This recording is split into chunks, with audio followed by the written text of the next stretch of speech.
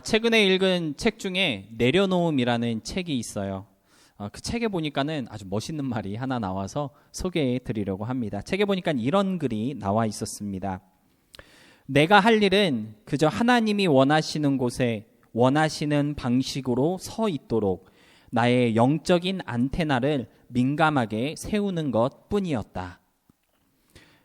다시 한번 읽어볼게요.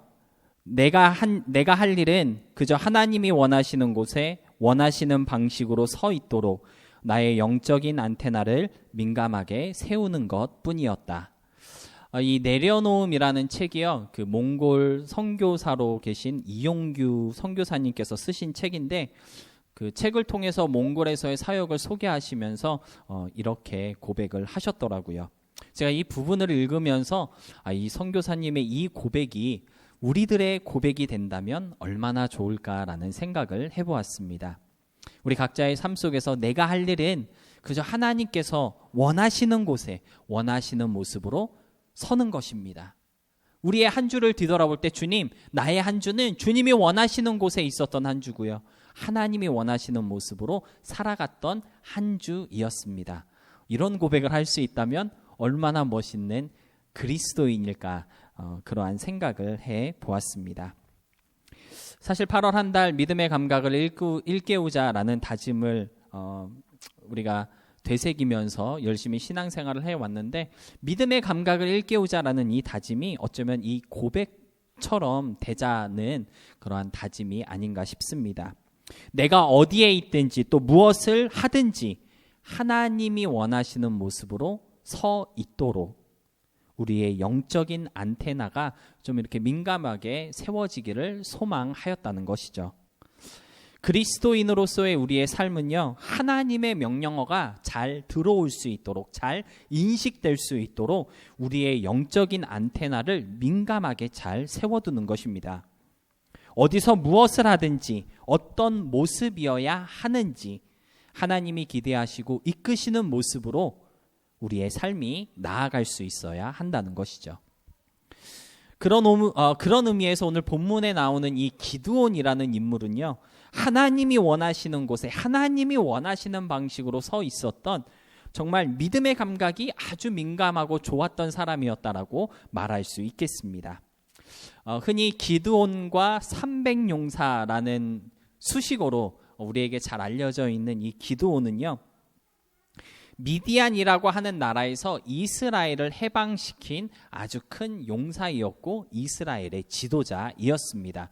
그러한 용사이면서 지도자인 사람들을 성경에서는 사사라고 불렀죠. 그래서 오늘 우리가 사사기서를 읽었는데요, 저는 오늘 이 기드온의 이야기를 통해서 믿음의 감각이란 무엇인지, 그리고 믿음의 감각이 깨어있는 사람이라면 무엇을 민감하게 감각해야 하는지에 대해서 함께 생각해 보려고 합니다.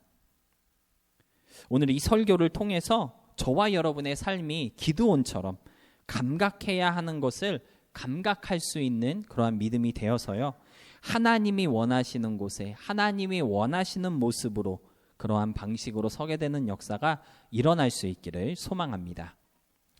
첫 번째로 믿음의 감각이란 무엇일까요? 오늘 본문에서 볼 때 믿음의 감각은요, 내가 아닌 하나님을 바라보는 것입니다. 나를 보는 것이 아니고요, 하나님을 바라보는 것, 그것이 바로 믿음의 감각입니다. 본문에서 소개하고 있는 기드온은요, 잘 알려진 것처럼 단 300명의 용사를 데리고 셀 수도 없는 미디안 민족들과 싸워서 이긴 아주 용감하고 아주 그냥 겁낼 게 하나도 없는 그러한 큰 용사로 우리에게 알려져 있습니다. 그런데 이 기드온은요, 원래는 되게 좀 소심하고 나약했던 그러한 인물인 것을 우리가 사사기 6장을 통해서 알 수가 있는데요, 사사기 6장 15절을 보니까요, 기드온이 자기에 대해서 이렇게 소개하고 있습니다.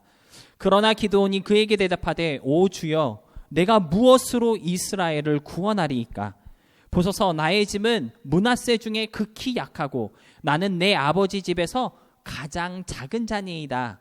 기드온은요, 자신에 대해서 나는 이런 사람입니다 라고 지금 고백하고 있습니다. 기드온이 속해 있었던 므낫세 지파는요, 이스라엘 12지파 중에 가장 작은 지파이었어요. 가장 작은 지파 하면은 흔히 우리가 베냐민 지파를 떠오를 수가 있는데, 왜냐하면은 사사기서 끝장을 보면 베냐민 족속이 거진 다 멸망하게 되는 일이 발생하거든요.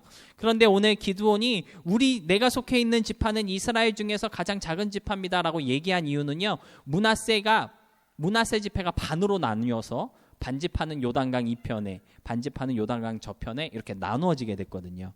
그래서 지금 기드온이 살고 있는 그 땅에서 므낫세 지파는 작을 수밖에 없어요. 왜냐하면 반지파이기 때문에, 반밖에 없는 반쪽짜리 지파이기 때문에. 그 반쪽짜리 지파 중에서 기드온의 집안은 가장 연약한 집안이었어요. 심지어 기드온은요, 그 가장 연약한 집안의 막내 아들이었습니다. 다르게 표현하면은 내가 할 수 있는 것이 아무것도 없어요. 저는 힘도 없고 권력도 없고 결정권도 없는 사람인데 내가 어떻게 이스라엘을 구원할 수 있겠습니까? 기드온은 지금 하나님의 사자에게 그렇게 얘기하고 있는 것입니다. 사람이 볼 때도 기드온은요, 할 수 있는 것이 아무것도 없어요. 그런데 그런 기드온을 오늘 누가 불렀습니까? 하나님이 부르셨다라는 것이죠. 내가 어떤 사람인지, 나는 이렇게 작고 연약한 사람입니다, 그렇게 어필하고 있는 기드온을 하나님께서는 주의 일꾼으로, 하나님의 용사로 부르셨다라는 것입니다. 근데 재밌는 게 무엇이냐면요, 기드온처럼 자신에 대해서 잘 알고 있는 사람이 하나님께서 내가 너를 이스라엘의 구원자로 세우겠다라고 했을 때 망설임 없이 아멘, 내가 가겠습니다라고 하나님의 부르심에 응답하였다라는 거예요. 망설임 없이 하나님의 부르심에 그렇게 빠르게 순종하는 모습은 사실 아주 낯선 모습임에 분명합니다. 왜냐하면요, 비슷한 예로 모세를 들 수가 있거든요. 하나님께서 모세를 이스라엘의 구원자로 부르셨을 때 모세는요, 이렇게 대답했어요. 하나님, 나는 안 됩니다. 나는 말을 잘 못해요. 나보다 말 잘하고 능력 있는 사람 얼마나 많습니까? 그를 보내세요. 모세는요, 모세 자신이 모세를 너무 잘 알고 있었기 때문에 하나님이 부르셨을 때 곧바로 순종할 수가 없었습니다. 나는 안 돼요. 왜 나를 보내시려고 합니까? 거듭거듭 나는 아니라고 하나님 앞에 대답한 것을 우리가 출애굽기를 통해 볼 수가 있습니다.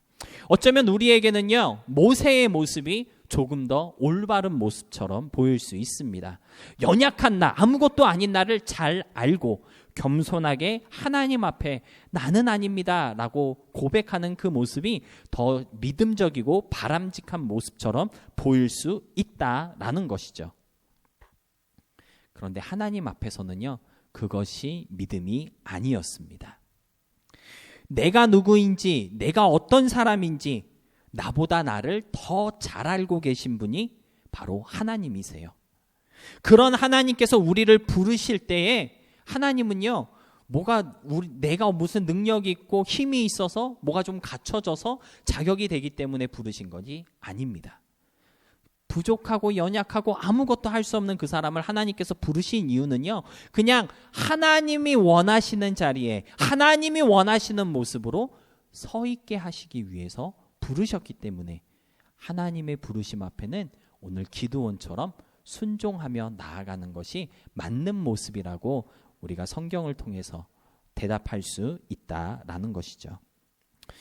여러분, 하나님께서 우리를 부르실 때요, 뭔가 자격이 있고 쓸만하니까 부르시는 것이 아닙니다.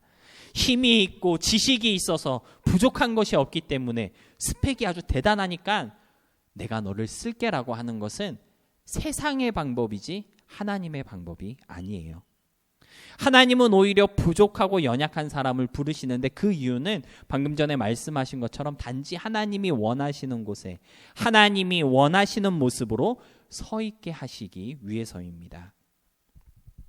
오늘 본문에 나오는 기드온은요, 감각적인 믿음으로 하나님의 이런 의도를 잘 캐치하였습니다. 부족하고 연약한 나를 부르셔서 자신의 도구로 사용하시려고 하시는 하나님의 뜻을 잘 감지하였다는 것이죠. 부족한 내가 아닌 하나님을 바라보는 것, 이것이 기드온을 통해 우리가 배워야 할 믿음의 감각인 것입니다. 사랑하는 여러분, 아마 여러분의 삶 가운데 하나님께서 여러분을 하나님을 대신하는 사람으로 또는 하나님의 형상을 보여주는 사람으로 이런저런 모습으로 여러분을 부르시고 계실 것입니다. 그러한 하나님의 부르심에 우리가 가져야 할 두 가지 자세가 있어요. 먼저는요, 연약하고 부족한 나를 인정할 수 있어야 합니다. 하나님께서 나를 부르실 때 내가 뭐가 좀 되기 때문에 하나님이 나를 부르시고 계시구나, 그런 것이 아니라 내가 부족하고 연약해서 주님이 나를 부르셨구나, 그것을 먼저 인정할 수 있어야 한다는 것이죠. 그리고 두 번째로 우리가 가져야 하는 자세는요, 하나님이 나를 부르셨을 때에는 부르신 자리가 있음을 알고 그저 그 자리를 지키는 것에 힘쓸 수 있어야 합니다. 하나님은 우리의 능력과 상황 또는 경력을 따지지 않으세요. 나이를 따지시는 분이 아닙니다. 하나님이 여러분을 통해 주님의 영광을 나타내시겠다고 한다면 조건이 중요하지 않다라는 것이죠. 그저 하나님이 있게 하시는 곳에 하나님이 원하시는 모습으로 세우시기 위해서 부르시는 것입니다. 우리가 해야 할 일은요, 내가 아니라 하나님이 하시는 것이다, 그러한 마음으로 부르신 그 자리에서 그저 하나님이 원하시는 모습으로 내 자리를 지켜 나가는 것입니다. 그러면 하나님께서 저와 여러분을 통해 하나님이 하시고자 하시는 일들을 이루어 가시는 것입니다. 제가 책을 읽거나 또는 그 유튜브로 다른 분들의 설교를 들을 때마다 드는 생각이 하나 있어요. 느끼는 것이 하나 있는데 뭐냐면 저렇게 훌륭하고 저렇게 잘 훈련되고 저렇게 경험이 많으신 아주 좋은 대단하신 목사님들이 참 많은데 왜 하나님은 나 같은 사람을 목사로 부르셨을까? 학력도 별로 안 되고요, 경력도 많지 않습니다.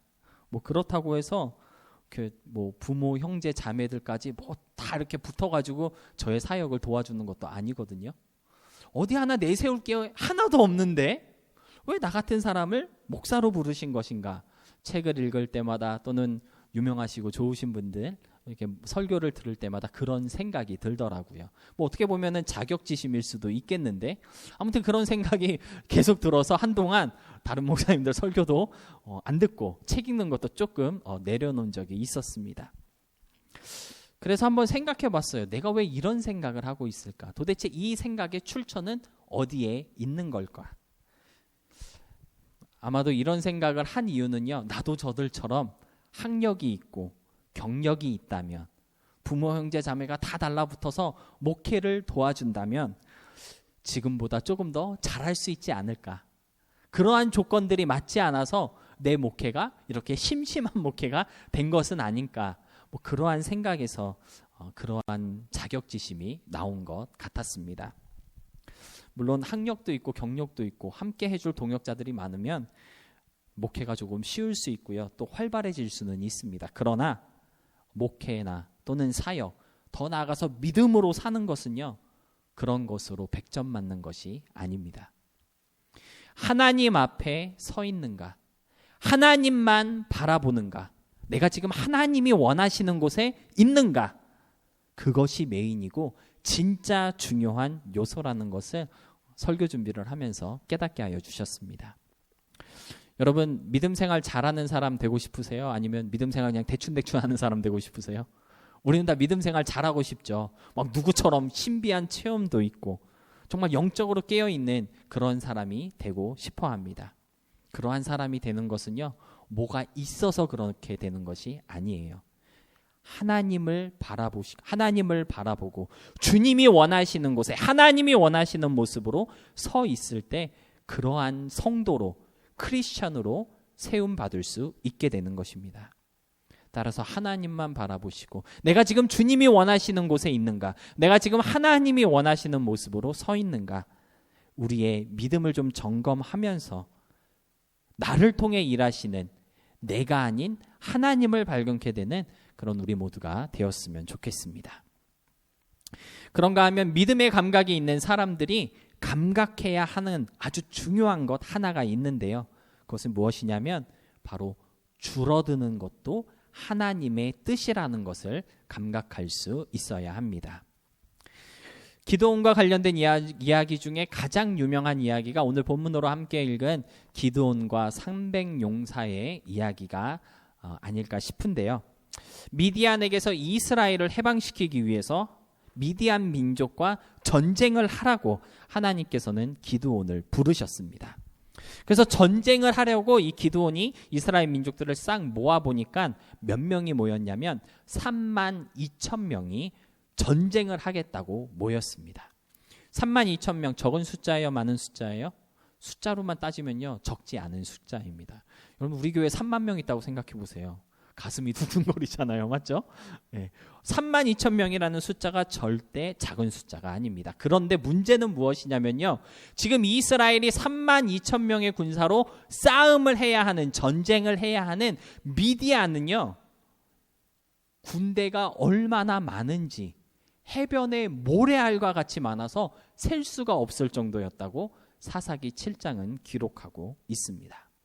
그러니까 32,000명이라는 이스라엘의 군사의 수가 숫자적으로만 보면은 결코 작은 숫자는 아니지만 전쟁을 해야 하니까 미디안 민족계의 그 숫자와 견주어 봤을 때에는 한눈에 딱 봐도 아주 부족하고 한참 부족한 군사들로 이루어져 있다는 것을 우리가 볼 수가 있는데요.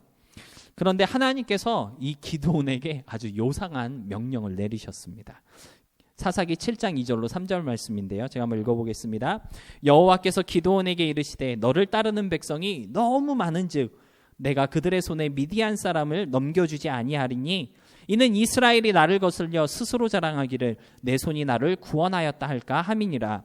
이제 너는 백성의 귀에 외쳐 이르기를 누구든지 두려워 떠는 자는 길리앗 산을 떠나 돌아가라 하라 하시니 이에 돌아간 백성이 22,000명이요 남은 자가 10,000명이었더라. 미디안을 상대로 싸우기에 32,000명이라는 숫자도 턱없이 부족한 이 판국에 하나님은요, 야 32,000명 너무 많아. 그러니까 좀 돌려보내라. 이렇게 명령하셨고요. 그 명령에 3분의 2나 되는 22,000명의 군사들이 집으로 돌아갔다고 성경은 기록하고 있습니다. 그런데 더 기가 막힌 것은 무엇이냐? 남은 10,000명의 숫자도 너무 많으니까 그 중에 9,700명도 마저 보내라. 하나님께서 이렇게 명령하셨고요. 오직 단 300명의 군사들로 미디안과 전쟁을 하게 되었다는 것입니다. 여러분이 만약 기드온이었다면 하나님의 이런 명령에 순종할 수 있을까요? 만약에 제가 기드온이었다면요, 저는 하나님 그것만은 안 됩니다. 적어도 10,000명은 있어야 칼이라도 들 수 있고 견줄 수 있습니다. 아마 땡깡을 부리면서 하나님의 명령에 거역하려고 발버둥 쳤을 것입니다. 그런데 기드온은요 너무 많아. 야 10,000명이라는 숫자가 좀 많지 않니? 9,700명 돌려보내 했을 때 그 명령에 순순히 순종하였고요. 결국 사람이 할 수 없는 아주 놀라운 하나님의 역사를 볼 수 있었고 경험하게 되었습니다. 여러분 믿음의 감각이 있었던 기드온은요 줄이는 것도 하나님의 뜻임을 감지하였습니다. 내가 보기에는 한없이 부족하고 이러다가는 그냥 진짜 다 죽는 거야 라는 생각이 들 정도로 계속 줄이라고 하나님께서 명령하셨을 때 분명 그 안에 하나님의 뜻이 있을 것임을 감지하였다라는 것이죠. 그리고 망설임 없이 군사의 수를 300명까지 줄였을 때 하나님의 놀라운 능력을 경험하게 된 것입니다. 사람마다 조금 다를 수는 있겠지만 사실 신앙생활하면서 우리가 가장 힘들어하고 또 어려워하는 것이 무엇이냐면요. 무엇일까요? 줄이는 것입니다. 믿음 생활하기 위해서 세상의 것들을 줄여나가는 것 쉬운 것이 아니에요. 온유하고 겸손한 예수님을 담기 위해서 나의 성질과 감정을 줄이는 것 정말 힘들고 어려운 일이 아닐 수 없습니다. 여러분 믿음 생활하면요 가끔 그런 생각 들 때가 있으실 거예요.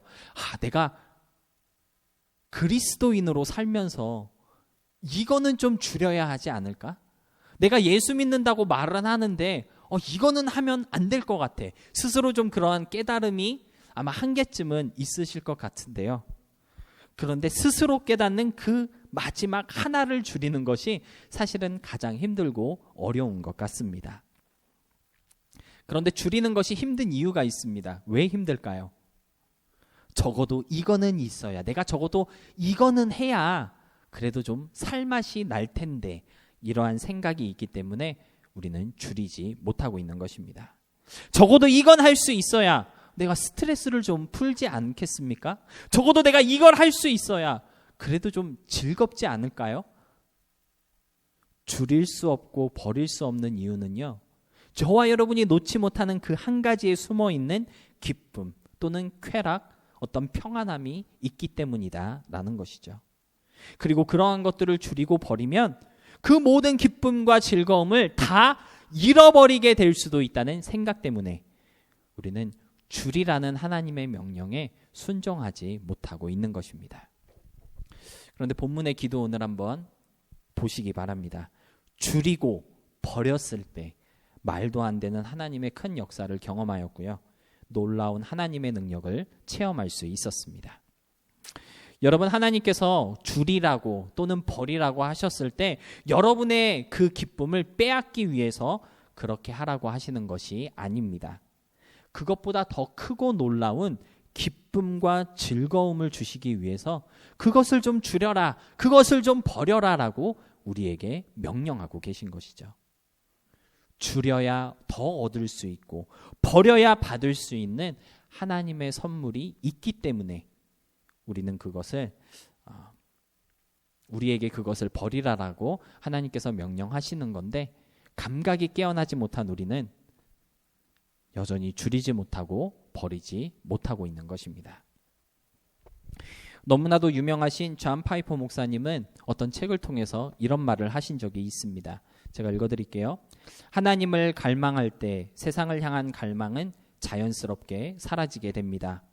하나님 안에서 발견되는 기쁨과 행복, 만족은 결코 세상의 것과 비교도 되지 않기 때문입니다. 더 좋은 것을 추구하는 것은 인간의 본능입니다. 하나님을 경험한 사람은 결코 세상을 갈망하지 않습니다. 여러분, 성경은요, 저와 여러분에게 두 주인을 섬기지 말라, 한 마음을 품으라 라고 수도 없이 권면하고 있습니다. 둘 다 가질 수 없다면 가장 좋은 것을 선택할 수 있어야 하는데, 그러기 위해서는 줄여야 하고 버릴 수 있어야 한다는 것이죠. 오늘 기도는요, 전쟁에서 유리한 군사의 숫자보다는 하나님을 선택하였고 줄이라는 말씀에 순종하였습니다. 그리고 줄일 때 하나님을 경험할 수 있다는 것을 감각하였다라는 것이죠. 사랑하는 여러분, 지금 우리가 줄이지 못하고 버리지 못하는 것들이 무엇이 있을까요? 게으름, 편안함, 남모르게 행하는 죄가 있을 수도 있겠고요. 또는 하루 종일 이 핸드폰으로 보고 있는 어떤 영화나 드라마 또는 게임일 수도 있겠습니다. 그런데 그러한 것들을 줄일 때 우리가 하나님이 더해지는 삶을 살아갈 수 있게 된다는 것을 꼭 좀 기억하시고요. 내려놓음에 행복한 결심이 있을 수 있기를 주님의 이름으로 부탁드립니다. 말씀을 정리하겠습니다. 여러분, 여호와 샬롬이라는 말 들어보신 적 있으세요? 없으세요? 우리 찬여민은 없대네. 네. 여호와 샬롬이라는 말 참 많이 하는 것 같아요. 샬롬 이런 말 많이 하는데 무슨 뜻이냐면요, 여호와는 평강이시다 또는 평강의 하나님, 그러한 뜻입니다. 그래서 이스라엘 민족들은 서로 만날 때 한국 사람은 어떻게 인사하죠? 안녕하세요, 안녕 이렇게 인사하는데 이스라엘 사람들은 만나면 샬롬 이렇게 인사를 한다고 합니다. 여러분 혹시 주이시 친구 만날 일이 있으면 샬롬 이렇게 인사하시면 됩니다. 네. 그래서 여호와 샬롬이라는 말은 여호와는 평강이시다, 평강의 하나님 이러한 뜻인데요. 그런데 정말 왜 그런지는 모르겠어요. 이 여호와 샬롬이라는 말을 우리가 생각할 때 흔히 이 말이 아브라함이나 또는 솔로몬과 관계가 있는 말일 것이라고 우리는 생각을 하는데요. 그런데 아브라함이나 솔로몬에 관련돼서 고백된 하나님의 이름이 아니라 바로 사사기 6장 24절 기드온의 입에서 고백된 하나님의 이름이었습니다. 사사기 6장 24절 말씀입니다. 기드온이 여호와를 위하여 거기서 제단을 쌓고 그것을 여호와 샬롬이라 하였더라. 그것이 오늘까지 아비에셀 사람에게 속한 오브라에 있더라. 기드온은요, 자신이 경험한 하나님을 어떠한 하나님이라고 고백했습니까? 평강의 하나님이구나. 나에게 평강을 주시는 하나님이시구나. 그러한 마음으로 여호와 샬롬이라고 고백하였습니다. 기드온은 많은 것을 내려놓았고요. 정말 수없이 많은 것들을 포기하였지만 그 가운데 그가 경험했던 하나님은요, 세상이 줄 수 없는 평강을 주시는 하나님이었다라는 것이죠. 사랑하는 여러분, 내려놓고 주리라는 하나님의 명령은요, 바로 하늘의 평강을 위한 말씀입니다. 우리에게 평안과 행복을 주시는 그 하나님을 좀 감각하시기 바랍니다. 그럼으로써 여호와 샬롬의 감각으로 하나님을 체험케 되는 우리 모두의 삶이 될 수 있기를 진심으로 소망하며 축복합니다.